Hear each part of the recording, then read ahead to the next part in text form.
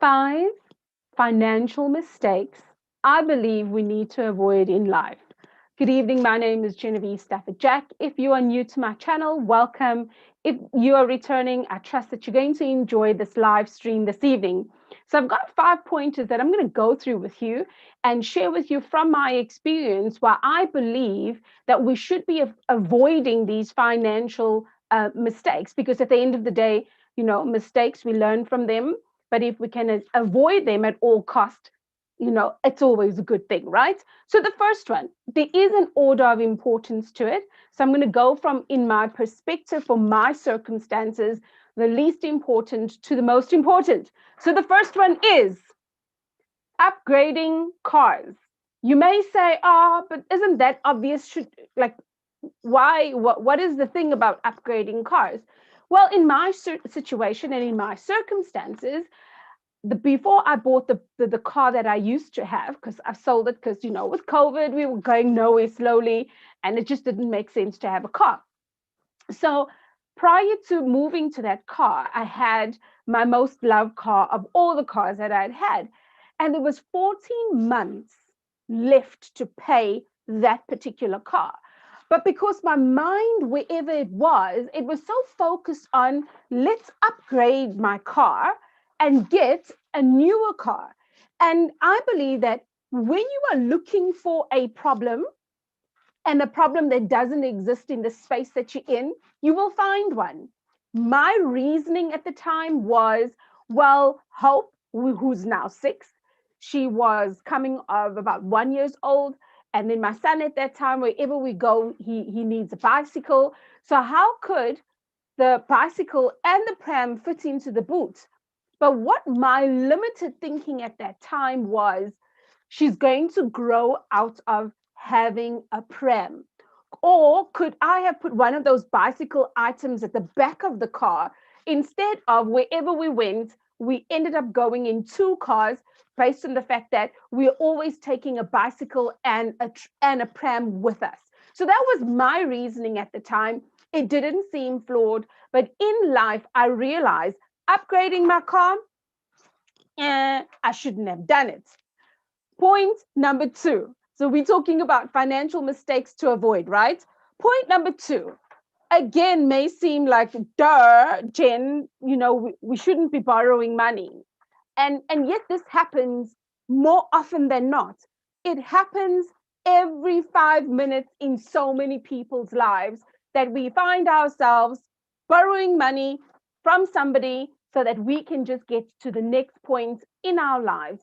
And with all due respect, I mean, there's a lot of us that have gone through the cycle where we borrow money, we hope for the best, and our circumstances don't get better. I've got a video that I will put up here in future, and I shared how I was able to go online, right, and learn how to make money.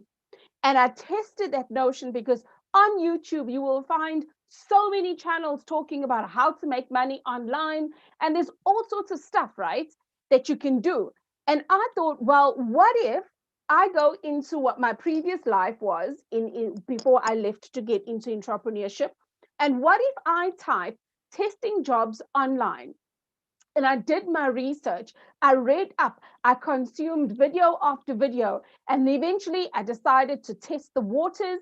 And $78 later, it was a simple afternoon, $78 later, and I was testing a very well known app. And I was like, why didn't I do this before? Because what if I had to earn $78 twice that month, right? There's an extra 2,000 Rand that I never had in my normal basic salary. And this leads me into financial mistake number 3 that I believe we need to avoid, and that is living from paycheck to paycheck. Yes, I said it. Some people will say, well, I'm already here. How could I fix it? Let's go back to point number 2, from borrowing money. Instead of living from paycheck to paycheck or borrowing money, could we not find an alternative, a young side hustle, to help us get from point A to point B?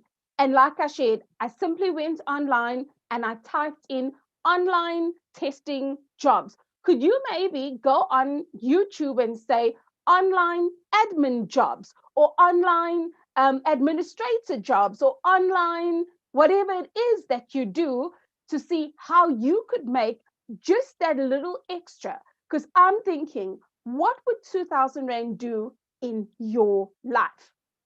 Financial mistake number 4. This for me is a big one. It touches home like deep, deep, deep, right? So that is not investing. So many moons ago, I bought my first 2-bed, 1 bath. I stayed in there, I fixed up the place. It was home for 2 years. And then I moved out and I got tenants, right? And because I kind of got stuck in this whole process of where am I going to get more money to buy another property so I can rent it out, I got stuck and I did not investigate. I was oblivious to the fact that there are causes out there that can help me with no money down strategies and all sorts. In fact, if you are interested, if you go down in the comments below, I did 9 hours of training over 4 days, and you can just go and click on those links and learn from the beginning. They nicely named, so it's part 1, part 2, part 3, part 4 of real estate investing, getting a cause straight through to you. Many people will say, oh, I don't have the money to go and do the course. How's about you start off with that course? Because that course goes from the definitions of property investing right through to running numbers and the importance of doing due diligence. I really wish I had a resource like that when I started, because it would have helped me to get unstuck in my journey and it helped me get into property investing a whole lot sooner.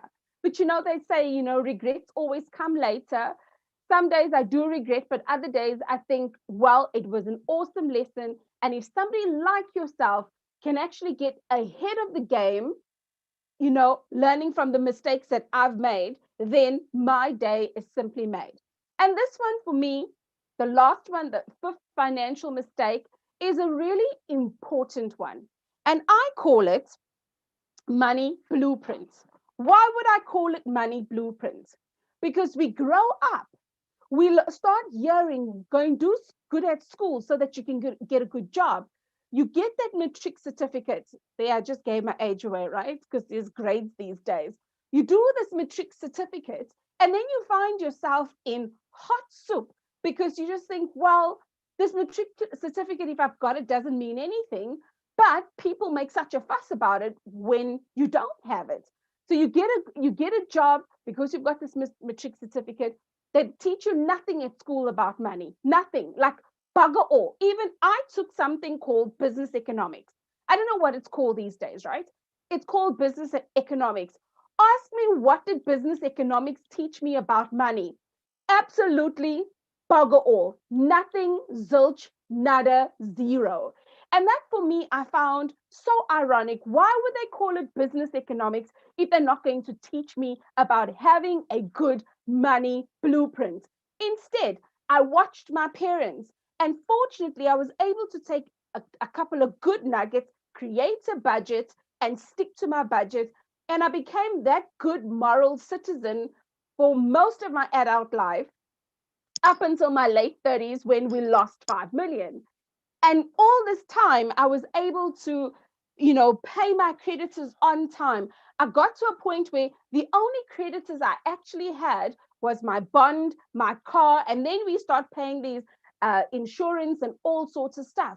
But I didn't have a money blueprint to say, how do I make my money work for me? I had this idea from Monopoly to buy a property and rent it out, but then I got stuck and I didn't do much. And then I realized, if I had a money blueprint that was much to write home about, with me getting stuck in my investing of buying my first 2-bed, 1 bath, I could have been able to tap into equity at that time and buy property. I could have been able to really maximize on the things that I didn't know. If I had a good money blueprint, I'd be able to say, hey, I'm not going to live from paycheck to paycheck.